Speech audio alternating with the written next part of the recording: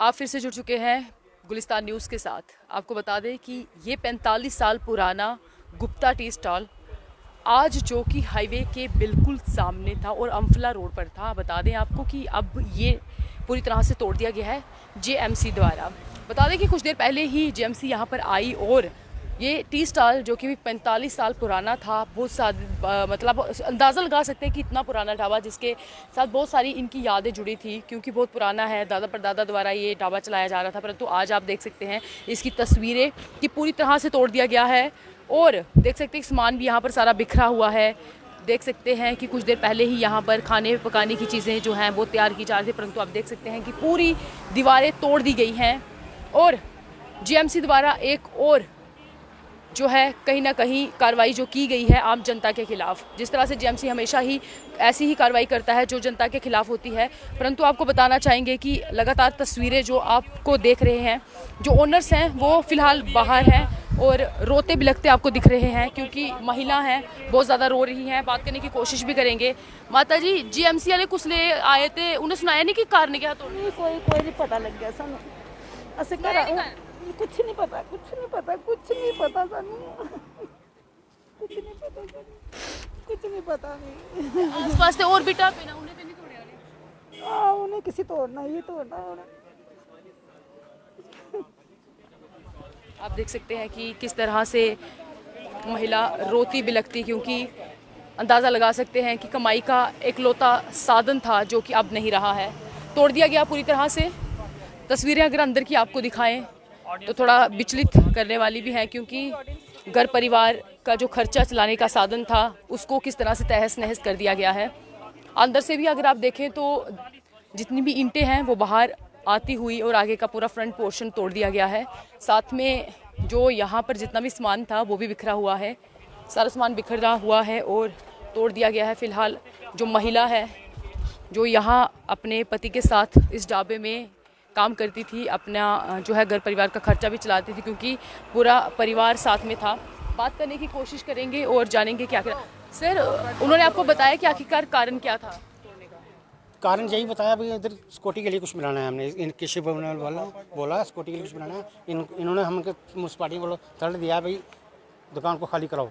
आपको पहले कोई नोटिस आया था? कोई नोटिस नहीं आया मेरे को। अच्छा, तो फिलहाल आप ही के ये दुकान को मतलब इस तरह से बोला गया? हाँ, ऐसे ही कुछ शरीफ बंदा था, गरीब बंदा था मैं, इसलिए और भी दुकानें हैं, किसी को नहीं बोला, खाली मेरे को तोड़ के चले गए। कुछ नहीं। ये बताएंगे कि इससे पहले की जो दुकान है क्या आप ही के नाम पर है? वो दुकान मेरे नाम में काफ़ी, तो 45 साल उम्र को बैठे हुए गए इधर हो गए, सभी जानते हैं इधर के पीछे। तो छोटा सा तब दुकान खोलने लगा था। 45 साल हो गए, 45 साल पुरानी दुकान है। पहले मेरे डैडी करता है, डैडी की डेथ हो गई, उसके बाद मैं। तो अगली कार्रवाई क्या रही? इसके मैं क्या कार्रवाई, मैं गरीब बंदा हूँ, 4 लड़की हैं मेरी यहाँ, एक लड़की की शादी अभी अप्रैल में है। मैं तो बेकार हो गया, मैं ख़त्म हो गया, मैं कहाँ जाऊँ। तो उन्होंने ये तोड़ दिया और आपको पहले कोई नोटिस भी नहीं दिया? कोई नोटिस नहीं दिया, ऐसी ज़बरदस्ती आके तोड़ गए।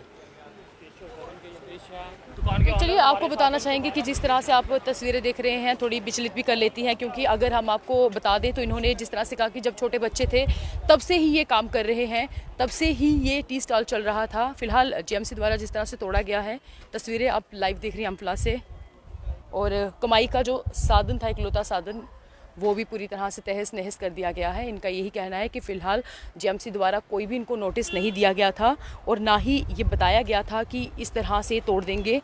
सामान जिस तरह से बिखरा हुआ है, आप अंदाज़ा लगाइए कि एक परिवार, इन्होंने जिस तरह से बोला कि 4 बेटियाँ हैं और एक बेटी की अप्रैल में शादी है, और वो कैसे शादी हो पाएगी ये एक बड़ा सवाल है। देखिए किस तरह से सामान सारा बिखरा हुआ है, यही घर का साधन था, अब ये फ़िलहाल पूरी तरह से तहस नहस कर दिया गया है। एक बेटी जिसकी शादी अप्रैल में होनी है कैसे हो पाएगी, बड़ा सवाल है।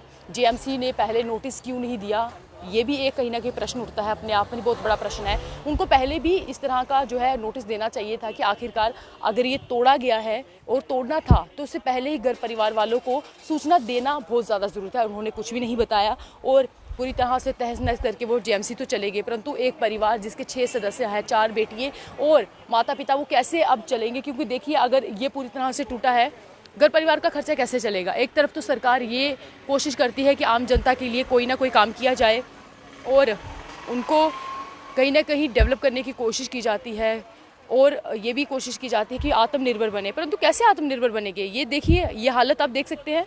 ये आत्मनिर्भर भारत की तो बिल्कुल कहानी नहीं है। कैसे एक महिला अपने घर परिवार का खर्चा चलाएगी जब इस तरह से पूरा सामान बिखरा हुआ है? एक तरफ तो कहा जाता है कि देश को हम आत्मनिर्भर करेंगे, जहां पर घर परिवार का खर्चा चलाने की पूरी कोशिश सरकार द्वारा की जाती है, और जो खुद आत्मनिर्भर भारत की जीती जागती मिसाल होते हैं उनका देखिए क्या हाल होता है। ये सामान देखिए किस तरह से बिखरा हुआ, कौन खाएगा सामान को? कहीं ना कहीं तहस नहस हो गया है। बहुत ज़्यादा दिल विचलित करने वाली तस्वीरें हैं, और सरकार को भी सर संज्ञान लेने की ज़रूरत है कि अगर इस तरह का काम करना भी होता है तो परिवार को कम से कम 6 महीने पहले ही सूचना दे देनी चाहिए कि आपकी जो दुकान है या आपकी जहाँ पर काम कर रहे हैं उसको जो है तोड़ा जाएगा फिलहाल, ताकि वो अपने आप में ही कहीं ना कहीं स्टेबल हो पाएँ और कोशिश कर पाएँ कि कोई और अल्टरनेट ढूंढने की। परंतु आप देखिए अब कैसे करेंगे वो परिवार जिनके पास कोई साधन भी नहीं है और उनको सूचना भी पहले नहीं मिली थी। अचानक ये सब कुछ हो गया, और अप्रैल में जिस तरह से उनकी बेटी की शादी है, बड़ा सवाल उठता है प्रशासन पर कि उन्होंने पहले ही क्यों नहीं उनको सूचना दी। पूरा देख सकते हैं टी स्टॉल टूटा हुआ है, बिखरा हुआ है, घर परिवार का भी रो रो कर बुरा हाल है। सरकार एक तरफ आम लोगों को कहीं ना कहीं आत्मनिर्भर बनाने की कोशिश करती है, उनका घर का खर्चा चलाने के लिए बहुत सारी स्कीम्स बनाती हैं, और जो लोग खुद अपने बलबूते पर कुछ ना कुछ करते हैं उनको देखो रातों रात तहस नहस कर दिया जाता है। बड़ा सवाल उठता है प्रशासन पर। हम चाहेंगे कहीं ना कहीं सरकार इस पर संज्ञान ले। अगर ये इनके नाम पर ही है तो ये नहीं तोड़ना चाहिए और जो भी मुआवजा मिलना चाहिए, परंतु ये इन्वेस्टिगेशन का मुद्दा रहेगा। देखते हैं आगे क्या कुछ होता है। तमाम अपडेट देते रहेंगे आपको, तब तक लिए आप हमारे से बने रहिए।